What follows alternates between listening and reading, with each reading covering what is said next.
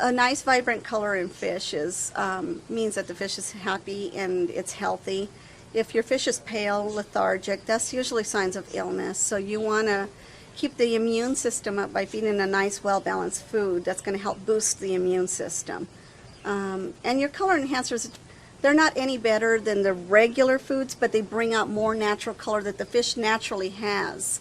So it makes it more beautiful, more attractive for your fish tank. Tetra is one of the biggest for community fish. Tetra and Nutrifin's pretty good too. Most people pick Tetra. This is our big seller. On the cichlids, Tetra once again. Some people use this, but most people use a Hikari. And for your African cichlids, the Spectrum is going to bring out the most color in all your fish. I prefer Spectrum. That's what we feed here.